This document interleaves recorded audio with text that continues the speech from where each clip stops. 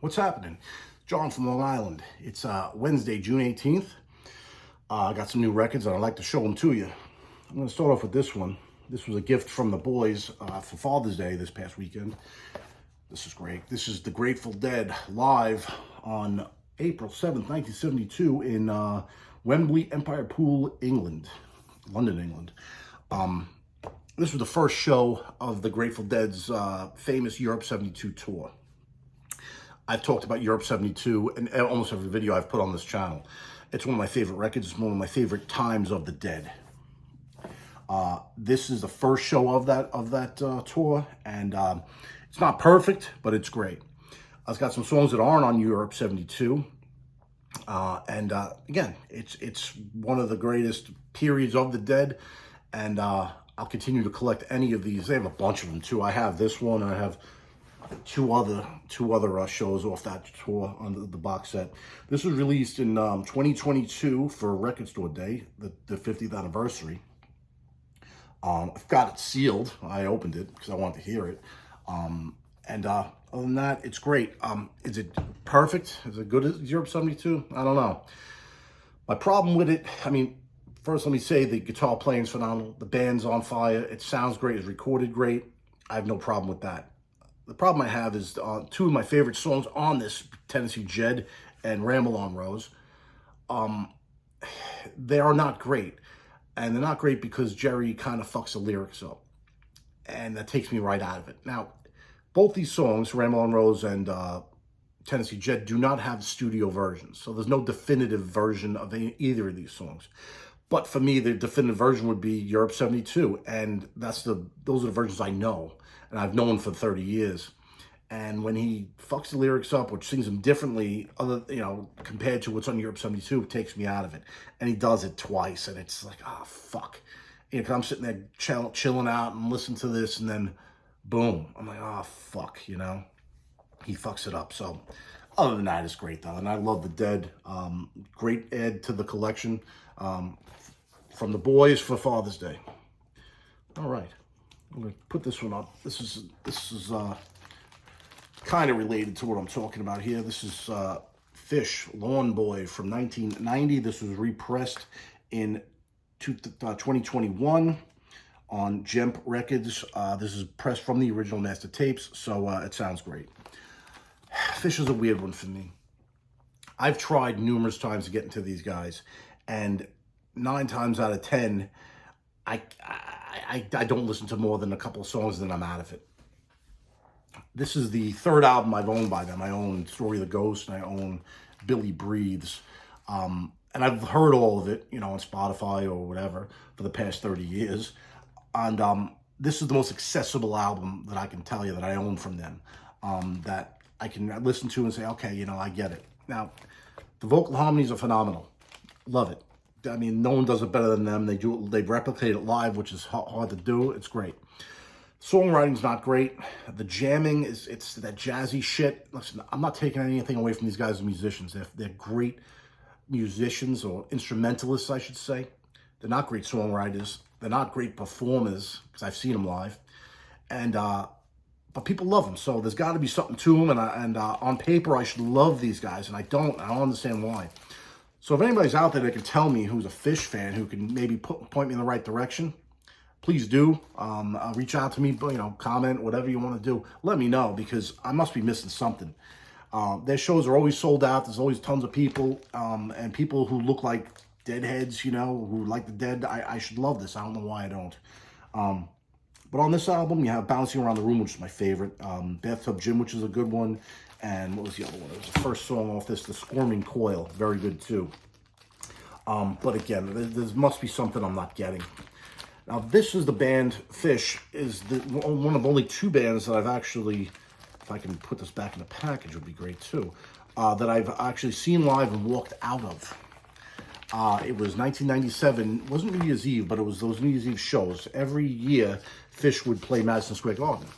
And the people who, various people I was hanging out with at the time would go and see him. And I went, I think it was either the 29th or the 30th that year. And I saw them, and I walked out after a half hour. It was abysmal. There was nothing that resembled a song or anything that I could sing along to or anything.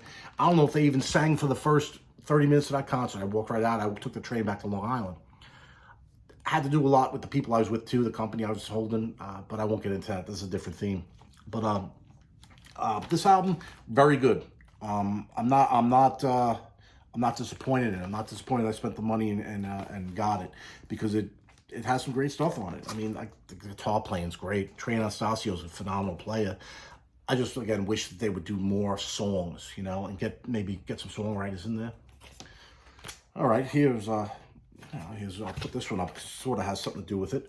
Jazz Sabbath Volume 2. This is 2022 on Black Lake Records, Westminster Music Ltd. Jazz Sabbath, it's exactly what it sounds like. Jazz versions of Black Sabbath songs done by a guy named Adam Wakeman, his project. Now, Adam Wakeman played piano and organ for Black Sabbath. He was a touring member in the late 90s, early 2000s, something like that. His father, Rick Wakeman from Yes, he played on Sabbath Bloody Sabbath. So it's kind of, the family knows Black Sabbath, so you can't go wrong with this. He knows it. This is good background music. I'll put it on every now and again. I'm not going to bury it like a lot of the stuff I buy and I never listen to. It's actually very enjoyable. It's not too out there. It's not too avant-garde jazz. It's pretty, pretty straightforward. Hearing Snowblind like this, it was very interesting. So, yeah, they have 2 other records. I think one before this, one after this. Very good. So I'll definitely check out what they have to offer. If they play live, too, I might even go see that, Wouldn't be a bad idea.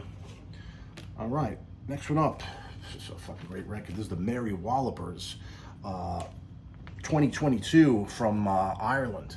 This is Irish, traditional Irish, folk Irish music done the right way. If you like the Pogues, if you like the Dubliners, if you like the Clancy Brothers, if you like the Wolf Tones, you'd like this. Right up my alley. I love this. I first heard these guys on Spotify. That was a playlist that was on for St. Patrick's Day, and this song Cod Liver Oil and the Orange Juice came on, and I was like, what the fuck is this? Sounded like an old song or an old band, but again, 2022. So I got this right away. They have a few albums. This is only one of them. I think this might be their first one. But every song is good. Like I said, Love Will Never Conquer Me is great. John O'Halloran's great.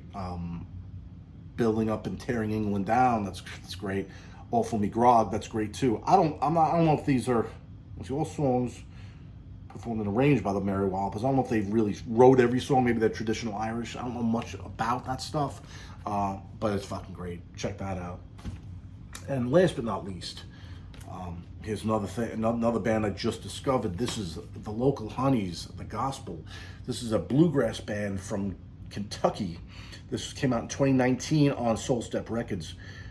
This is not an original pressing. This is a repress. They just did release another repress on blue or red vinyl, which I thought I pre-ordered. I don't think I did because I didn't get an email saying it shipped, because it should have shipped this week. I should check that out. But at least I have this. This album's phenomenal. Every song is good. It's done. It's bluegrass done the way bluegrass should be played. If you know Bill Monroe, that's the kind of style it is.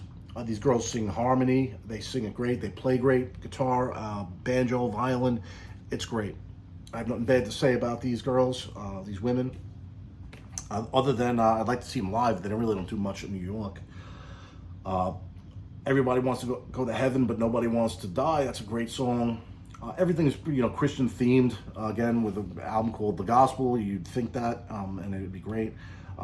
Self-produced is Montana Hobbs and Linda Jean Stokely. I don't know who's who, but one's banjo, they both sing. One's banjo, one's guitar, and I think they have other musicians that play with them, but for some reason these are the only 2 that are shown or billed on the album. So great record. There's a version of Amazing Grace on here, but it's not great. I didn't love the version of it, but I'm interested to watch these girls and see what else they put out. I know they have. I don't think this is their first record, but it's one of their most acclaimed records, so I figured I'd start here. So that's it. That's it for the 5. Musically, for me, not really doing much. But hey, if you know anybody that wants to play this kind of stuff, bluegrass, Americana, country type stuff, I'm all ears. I really like to get into some type of situation that does that. But and write original stuff, obviously, but I mean, and do some of these covers. But other than that, man, nothing really going on. Those are my 5, and thank you for watching. Have a good day.